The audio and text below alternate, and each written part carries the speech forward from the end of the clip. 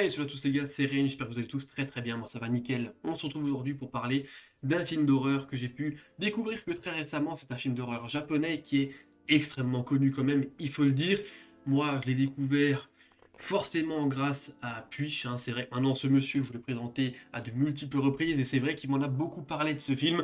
Et donc ma curiosité a fait que j'ai décidé d'acheter carrément le petit de Blu-ray, tout simplement, qu'ils ont pu faire et qui est disponible en magasin pour découvrir ce film et me faire mon propre avis. Et donc on va parler de Audition. Je pense peut-être que ce nom doit vous parler et je vais vous en parler tout de suite. Alors Audition est un film réalisé par Takashi Miike. Donc lui maintenant je pense que pareil, au niveau des réalisateurs japonais, la plupart d'entre vous devez le connaître, à mon avis je pense. Et c'est un film qui est sorti en 99, qui est fort intéressant. Et c'est vrai qu'au départ, si on ne sait pas que c'est un film d'horreur, il a une façon de commencer assez particulière.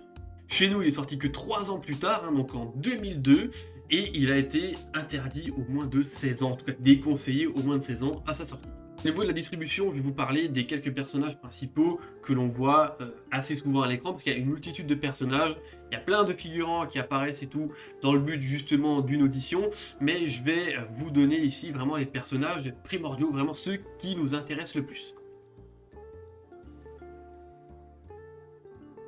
Alors on a donc le personnage principal féminin de Azami qui sera interprété par Ei Shina, qui est une actrice assez connue, hein. Franchement là-bas, je pense que si vous avez vu un petit peu de cinéma japonais, vous avez certainement dû la voir. Le personnage principal que l'on va suivre est un homme un peu plus âgé, qui s'appelle Shigeharu dans le film et qui est interprété par Ryo Ishibashi. Ce gars-là, il a un fils que l'on voit un petit peu moins, mais qui a un rôle assez important quand même dans le film, et qui sera interprété par Tetsu Sawaki. Et enfin, on a encore deux autres personnages secondaires. Un qui, disons, va lancer un petit peu l'idée de l'audition dans le film, qui sera interprété par Jun Kunimura. Enfin, un mec très bizarre, franchement, un fou furieux, il est bizarre ce personnage, il fait un peu froid dans le dos, et il est interprété par Renji Ishibashi. Donc au niveau du casting, c'est tout ce que je vais vous présenter aujourd'hui en termes d'acteurs. Je pense que les autres sont très secondaires et qui n'ont pas grand chose à voir avec l'histoire et que ça vaut pas vraiment le coup de s'attarder dessus. Pour le synopsis de ce film, pourquoi il s'appelle Audition? Tout simplement, là au niveau du scénar, au départ, c'est vrai qu'on se dit c'est super simple, puisqu'en fait notre personnage principal va vivre seul avec son fils après le décès de sa femme. On apprend qu'il y a 7 ans qui se passent depuis le décès et son fils grandit et lui dit papa, t'as l'air un peu tristoun, hein, on va pas se mentir, il faudrait peut-être que tu te retrouves une femme et peut-être pourquoi pas même te remarier. Le père se dit c'est une idée pas trop mal, mais il sait pas trop comment s'y prendre parce que maintenant voilà, il a la quarantaine bien entamée et il évoque un peu les difficultés qu'il a au Japon de rentrer en communication avec les femmes. Son ami, qui est réalisateur de film, qui sera du coup interprété par Jun Kunimura, lui a besoin de lancer un nouveau film et donc de lancer une audition. Et ils vont profiter de cette occasion-là pour trouver une femme à notre cher héros. C'est vrai qu'au départ, on se dit, tiens, Reigns nous parle d'un film d'horreur japonais, a priori dans le scénar, en attendant, dans le synopsis qui nous explique, on a surtout l'impression de voir une romance qui s'installe effectivement d'un père de famille qui essaie de retrouver l'amour, tout simplement, grâce à une audition proposée par son ami.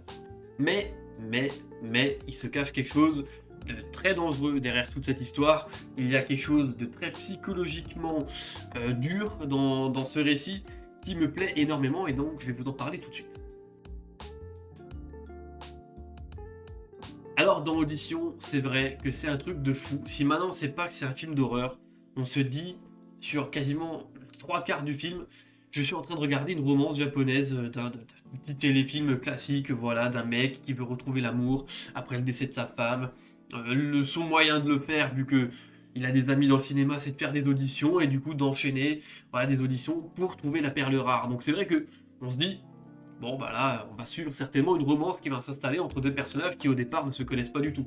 C'est effectivement le cas, c'est comme ça que ça commence, et on a dans le film des petits indicateurs qui nous disent ça va partir en couille. Mais pourtant, si maintenant, comme je le dis et je le répète, si on sait pas que c'est un film d'horreur, on s'en doute pas trop non plus. Il y a des petites scènes qui sont super intéressantes où notre personnage de Azami va attendre devant son téléphone dans une salle très bizarre, assez lugubre, assez morbide d'ailleurs, voilà, à attendre que quelqu'un la rappelle pour cette audition. Et ces scènes-là sont très froides, sont... Par rapport au reste du film, ça dénote à mort. On se dit, c'est un personnage qui est bizarre, le personnage de Azami, qui est du coup la personne qui a été du coup retenue lors des auditions pour un petit peu fréquenter notre personnage principal.